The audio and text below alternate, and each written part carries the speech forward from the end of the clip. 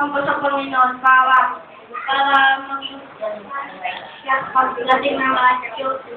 Ang sinasabi lang dito, yung kailangan habang ngayon, kami, bata pa lang kami, kailangan na namin maglingkod kay God para paglaki namin, tuloy pa rin yung ano namin. Sabi lang sa Flower Sisters 2:6, train up a child in the way he should go, and when he was old, he will not depart from it. Kasi tinuturuan kami ni Mami mag-report sa kanya. Yung nire-report namin sa kanya, yung kailangan daw bata pa lang mag-alina. Kaya kami mga bata na nililipot kami sa Panginoon. Para pagdating ng basket, maligtas kami lang po.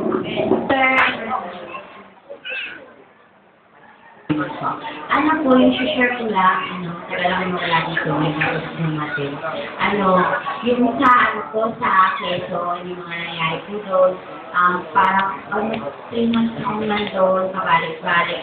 Tapos umaalis kami dito, Webes ng, Miyerkules ng gabi, tapos darating kami doon, Webes, hindi kami dito ng linggo, ng gabi, di Monday na yun. Parang visiting na kami dito sa Kakyo, sa Ilis, gano'n, kasi hindi kami dyan for days. Minsan, ginagawa po namin doon, nung first month, talagang umiiyak ako kasi hindi ko matanggap na doon ako. 2 weeks ako iniwan, tapos yun, 2 weeks ako iniwan doon, yung pala okay lang din. Minsan, tinitira namin bahay, at nasa likod sa tinitira namin bahay, marami po mga bad spirit, kahit po ako naramdaman ko rin bad spirit. Kasi po, yung bad spirit doon, marami po pati mga mga kapatbahay namin. Meron po doon, yung super young. Every Friday night po kasi, meron kami gawain. Parang, di ba may gawain po dito, nag-conference every Friday night. Dahil hindi po kami nakaka-post, nakagawa rin kami doon. Nung first month namin doon, wala pa po kami pabasa report, wala pa. Nung second month, yun, nagkaroon ng pabasa report. Yung third month namin po doon, lahat may area manager na kami. Lahat ng area manager, diba? Yung area manager na yun, 3 doon nanay, tapos yung 2 doon anak, tapos anak ng isang sister, tapos yung 3 anak ipapagamit din nila sa gawain. Nangyari po, yung pabasa report nila, 7 years old, parang 7 years old pa lang, pakakaitad po nila na gano'n, 7 years old. Siya na po yung naniningil dun sa isang bahay ng isa. Kasi mayaman yung babae na Sister Ginty. So siya sa Minaya dun sa lugar na yun, sa Manghero. Mayaman po siya, pero mapagpakumbaba siya lalo po sa sharing. 7 years old lang po yung nag-record sa kanya dun sa reporting. Kunyari, sinabi ng bata na, pabasa na po tayo, mag-start na po tayo. Kamusta lang po yung bata dun, alam mo yung Sister Ginty. Tapos yung anak niya, po siya, mainit po siya. Yung asawa niya, Sister Ivan, hindi po siya na totally umaten. Pero, yung sabi nga ng Sister Ginty, parang malakas daw yung, iting, pagka yung anak mo pala daw yung nag-share sa maganda.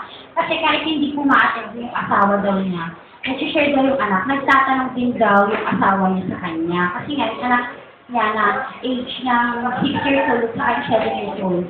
Yun, nag-share din. Tapos, marami, yung mga area manager po namin doon, marami. Yung mga area manager namin doon, every Friday po yung gabi, kasi kami nag-record. Kasi recording po namin doon, parang katulad sa Carolina, na ngayon po, may sarili-sarili ng notebook na verify sila, pinapakita din nila yung mga, yung mga dance, saka yung upload ng mga pamilya, yung mga lawin nila, sa mga nila, yun.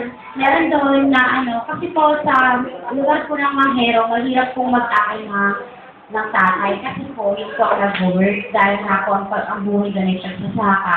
Tapos gano'n, saka, pamilisda, gano'n ang buhay nila. Kaya lalaki nag-work. Mahirap po, atake ng lalaki kasi hirap sa trabaho. Pero yung mga asawang babae, sila po nasigasig talaga sa gawain. Every Friday night po, may overnight kami doon, pag-train namin. Meron po doon kasi, parang sleep po, parang gano'n. Yung sakit daw po yung bata na yun. Tapos, yung bata ko na yun, may yung parang napopossess siya ng Devin. Basta, pagdating ng alas 12 ng gabi, gano'n. Nasa kasyari ko yung lola niya, sabi sa akin, minsan daw, 2 days na tulog yung bata, sisibuan na lang nila, pero kumakain kahit tulog. Parang yung katawan niya, gising, pero diwa niya tulog, parang gano'n. Susubuan lang din yung bata na yun, pero kumakain siya, yun, kasi po siya ng deli, kasi yung, na siya, parang 13 years old lang, pero yung katawan niya, yung parang pang-mongoloid. Pero, yun nga, tapos may kalaro, lagi parang nga siya may kalaro. Gising siya, pagdating ng alas 12 ng gabi, naglalaro siya. Pero yung laro niya, kala mo nag-iingay, nagwawala. Ganun yung paglalaro niya. Tapos, gano'n, basta gabi, gano'n, siya, saka siya umaatake ng gano'n. Pati yung tapos, kasi, napakalapit na ako kami doon ng may mga, na-consistent din. Dito sa kabilang bahay, kasi din, tapos meron doon yung parang chocolate na yung balat niya. Na, talagang pag nakita niyo po yung balat niya, simula ulang hanggang paa. Parang naaagnas na, ganito po yung itsura niya. Yung pinag-prepare dito siya. Tapos, karamihan po doon, lahat po na nandun, po sila, kapag paubaba po sila sa training. At saka talaga po sila, nagpapatotoo po sila doon na talagang totoo nga daw po yung sa'yo dala. Sabi nila, mahirap daw talaga, parang maganda daw makinig. Kasi pagka pinakikigyan mo lang. Pero pag ikaw na daw mismo yung gumaganap, ikaw na daw mismo yung nag-share, mahirap daw kasi pamilya mo rin daw yung nababangga. Sabi ng gano'n. Sabi ng mga sister doon. Pero yun, patuloy pa rin ako sila. Tapos, i-share ko po yung nangyari dun sa amin sa gawain namin sa Mabunga. Kasi sila Brother Noel, tapos sila Papa, nauna po sila doon, August 3 to 4 hanggang 5. 3 nandun na po sila, August 3. Tapos nagkaroon po ng gawain doon, nagkandak ng district seminar. Ang usapan nila doon, na-attend lang sila ng district seminar para magpa-seminar. Pero hindi po sila yung mag-seminar, kundi yung brother na galing dito. Pero nangyari po, dahil siguro daw po kalooban ng Diyos, sila po yung parang naging host doon, sila po yung naging tagapagsalita doon.